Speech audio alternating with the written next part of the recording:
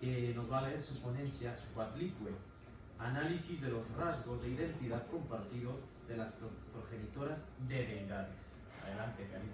Gracias, buenos días a todos y todas. La intención de la siguiente ponencia es presentar las características de la deidad Coatlicue, la de la falda de las serpientes y otras deidades femeninas de la cultura náhuatl y maya, para comparar sus rasgos de identidad y atributos afines relacionados a la elección como la progenitora pura, libre de culpa y el deseo terrenal, ya que su designación para ser la responsable de concebir a una deidad poderosa e influyente, así como las características en la forma y medios para la concepción que es referida en los mitos de creación, continúan vigentes en la ideología de la cultura mexicana. Debido a que la idea de la mujer casta y pura debe guardarse y tener cuidado de su honra y de su fama, tiene origen en los mitos de creación difundido en los cantos, himnos y poemas de origen náhuatl, de los que tenemos conocimiento, y es preservada esta ideología en la actualidad.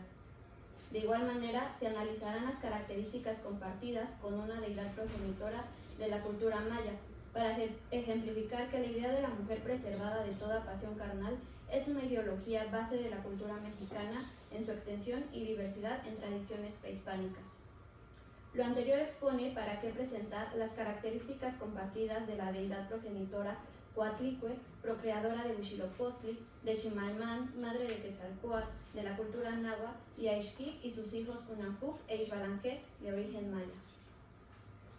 En el mito, el nacimiento de Huitzilopochtli, el sol en el pensamiento mexica de León Portilla, aparece la figura de Coatlicue, o también llamada la de la falda de las serpientes, como una mujer que habitaba en Coatepec por el rumbo de Tula, que era madre de los 400 urianos, donde cumplía su penitencia de barrer la montaña de la serpiente. De igual manera, en el libro tercero de Sahagún, de la Historia General de las Cosas de la Nueva España, el autor confirma la ubicación de esta deidad en la sierra de Coatepec, cuya penitencia era barrer y que fue madre de unos indios que se decían Censozihuatznáhuatl. El mito cuenta que sobre Coatlicue bajó un plumaje como una bola de plumas finas que colocó en su seno, y cuando finalizó su penitencia la buscó pero no la encontró. Fue así que quedó encinta para dar a luz a la deidad Huitzilopochtli. Sahagún especifica sobre este mito que descendió sobre ella una pelotilla de plumas, como ovillo de hilado. La tomó y la puso en su seno junto a la barriga, debajo de las naguas, y cuando terminó de barrer no la halló. Fue así como se empreñó. Los 400 urianos, al enterarse del embarazo de la deidad, se enfurecen y, animados por Coyolxauhqui, quien era hermana de Coatlicue, desean matarla porque los había deshonrado y afrentado. Se ataviaron para la guerra y comenzaron una persecución llenos de ira. Coatlicue estaba espantada y entristecida, pero su hijo que estaba en su seno la confortaba y la consolaba. Oyendo a Huitzilopochtli, ella calmaba su corazón y se sentía tranquila. La persecución de los 400 urianos para dar muerte a su madre acabaría con el nacimiento de Huitzilopochtli, quien traía consigo sus atavíos, su escudo de plumas de águila, sus dardos y su lanzadardos de turquesa. Se colocó plumas finas sobre su cabeza y se puso sus orejeras. Para aclarar este segmento del mito, destaca que esta deidad es tan poderosa que nace como hombre, armado y preparado para la guerra, enmarcando su valor como líder y superioridad. Incluso se enaltece su poder al consolar a su madre aún estando en su seno. El recién nacido, con una Cihualcoatl, hiere a Coyolxauhqui, le corta la cabeza y el cuerpo cayó en pedazos en aquella sierra. Luego Huitzilopochtli salió contra los 400 urianos, persiguiéndoles y echándoles fuera, matándolos a casi todos. De lo anterior se ostenta a Coatlicue como la progenitora de un portento, ya que con solo una pluma fina fue concebido. Con respecto a Ximalmán, madre de Quetzalcóatl, en el mito relatado por León Portilla en la versión de los Anales de Cuautitlán, expone cómo ésta se tragó una piedra preciosa y fue así como la deidad se colocó en el seno de su progenitora. En la versión de los Anales, Quetzalcóatl preguntó: ¿cómo era su padre? ¿Podría verlo? ¿Podía acaso ver su rostro? Le fue dicho que murió y se le indicó dónde fue enterrado. Enseguida fue, escarbó para buscar los huesos y los enterró en el interior de su templo, por lo que la figura de la paternidad de la deidad es un enigma, como en el caso de Huitzilopochtli. Por otro lado, en la cultura maya, en el libro de Popol Vuh, en el que se narra el principio de las antiguas historias del Quiché, cuenta cómo fueron engendrados los dioses gemelos en la doncella Ixquic. La doncella, al escuchar la maravillosa historia de los frutos del árbol llamado jícaro, en el que contaban fue colocada la cabeza de un Unampu, luego de ser sacrificado junto a su hermano Bukum Unampu, por orden de los señores de Xibalba, quienes habían prohibido tomar los frutos de aquel árbol, pues al poner la cabeza en las ramas, al punto se cubrió de frutos, este árbol que jamás había fructificado. El fruto redondo estaba en todas partes, pero no se distinguía la cabeza de la deidad. Era un fruto igual a los demás frutos del jícaro. Ixquic, admirada al escuchar la historia, se saboreó los frutos y salió a buscar el árbol. Al encontrarlo, expresó: «¿Me he de morir? ¿Me perderé si corto uno de ellos?». Habló entonces la calavera que estaba entre las ramas y le preguntó a Ixquic: «¿Qué es lo que quieres? Estos objetos redondos no son más que calaveras. ¿Por ventura los deseas?». La doncella respondió que sí los deseaba. Entonces la calavera le dijo a Ixquic: «Extiende hacia acá tu mano derecha». En ese instante la calavera lanzó un chisguete de saliva que fue a caer directamente en la palma de la mano de la doncella. Y así fueron engendrados Unampu e Ixbalanque, los dioses gemelos de la cultura maya. A los 6 meses, al enterarse el padre de la deshonra de su hija, ordenó a sus mensajeros sacrificarla y traerle su corazón en una jícara. Sin embargo, la joven convenció a los mensajeros de que no se trataba de una deshonra y les dio el jugo rojo del árbol en una jícara para que se la llevaran ante su padre. Posteriormente, Ixquic se enfrenta ante adversidades y pruebas que le impone su suegra Ixmucane, quien es también una diosa madre. Estas pruebas fueron para reconocer la sabiduría y el poder de la joven Ixquic como digna de ser progenitora de los dioses gemelos. Continuando con la presentación y sin tener la intención de entrar en el conflicto que resulta considerar la Biblia como una fuente primaria, únicamente consideraré lo mencionado en la oración titulada El Credo, en la cual se dice que Jesucristo fue engendrado, no creado, de la misma naturaleza que el Padre, y por obra del Espíritu Santo se encarnó en María la Virgen y se hizo hombre. De lo antes expuesto tenemos a Coatlicue, madre de Huitzilopochtli, a Chimalmán, procreadora de Quetzalcóatl, de la cultura náhuatl, a Ixquic y a sus hijos Unampu e Ixbalanque, de origen maya, y por último a la Virgen María, que engendró a Jesucristo. Todas a través de un acto divino o espiritual fueron preñadas de un personaje que, desde el primer instante de su concepción, fue preservada de toda pasión carnal, deseo terrenal o pecado original, por singular gracia y privilegio. La procreación de una deidad no puede ser producto de un evento tan bajo y terrenal como el acto sexual.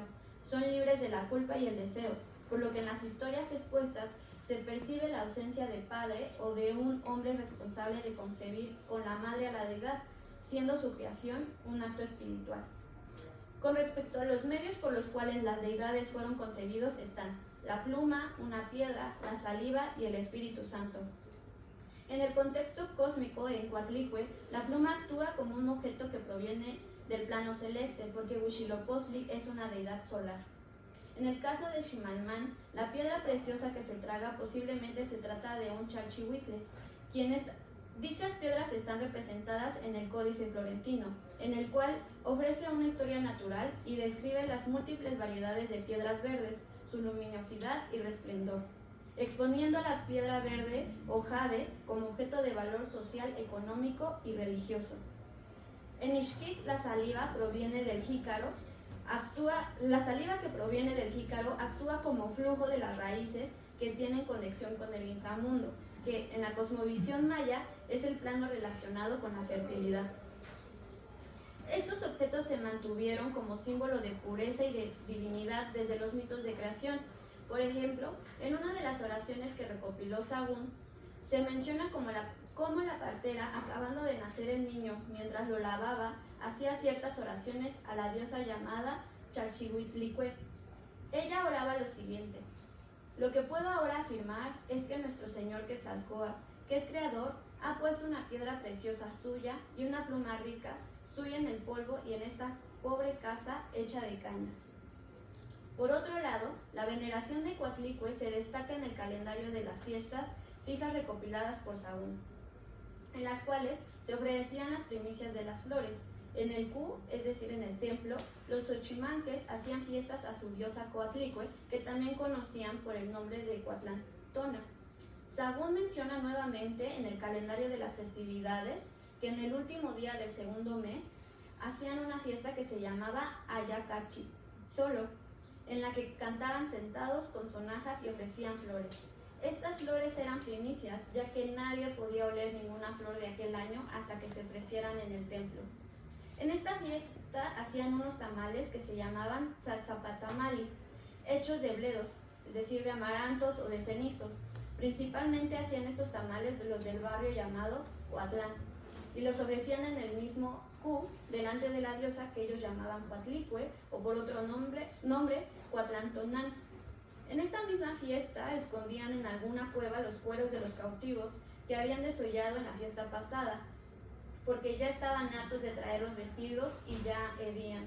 Algunos enfermos de sarna o de los ojos hacían promesas de ir a ayudar a esconder estos pellejos en una procesión con mucha solemnidad, para sanar sus enfermedades. Algunos de ellos sanaban y los atribuían a esta devoción. De lo anterior se presume a Coatlicue como progenitora de una deidad salvadora, cuya importancia trascendió para ser digna de la veneración y de los tributos de los mexicas, por ser madre de Huitzilopochtli, pero también atribuyéndole el poder de sanar enfermos. La relevancia de la participación de Coatlicue en el mito de creación es fundamental, incluso para otras historias que se desarrollan en el periodo tardío. Tenemos, por ejemplo, la historia de Miahuatzcuitl en la crónica Mexillacoyotl, de Fernando Alvarado Tesosomo. Miahuatzcuitl, quien era hija del gobernador de Conahuac, fue solicitada por Huitzihuitl, quien gobernaba Tenochtitlán. Sin embargo, el padre no consintió dar a su hija y ordenó a todos que la protegieran. La encerró en el palacio para que nadie la deshonrara. A Huitzihuitl se le presentó en sueños Huitzilopochtli, quien la aconsejó para hacer lo siguiente: haz una lanza y una redecilla, con las cuales irás a flechar a casa de los Ozomatecuhtli, así como una caña muy hermosa. Esta adórnala cuidadosamente y píntala bien, plantándole además en el centro una piedra muy preciosa de muy bellas luces. Y así lo hizo. Y cuando cayó la caña a medio patio, la doncella la vio bajar del cielo, la tomó con la mano e inmediatamente la rompió. Y cuando vio dentro de ella la mencionada piedra hermosísima, se la metió en la boca, pero tragándosela se le fue al interior y ya no pudo sacarla, con lo cual dio principio a su embarazo de Moctezuma I, es el quinto Tlatoani de Tenochtitlán. En la crónica de la procreación espiritual se repite como en el mito de creación, únicamente con un objeto. En esta crónica interactúa Huitzilopochtli, una deidad que fue concebida de forma similar como ya fue mencionado. Sin embargo, la concepción de Miahuatzcuitl es producto de un deseo terrenal y con la ambición de apoderarse de un territorio. El resultado de esta ambición es un hombre, no una deidad, por lo que confirma que en época tardía la población ocupaba la figura de Coatlicue para justificar acciones mundanas.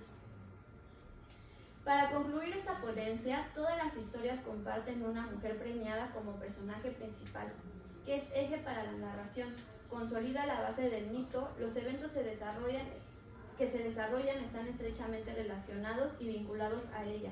En todos los casos, el personaje es pasivo, carece de diálogo, con escasa participación y toma de decisiones, con poca interacción directa con otros personajes.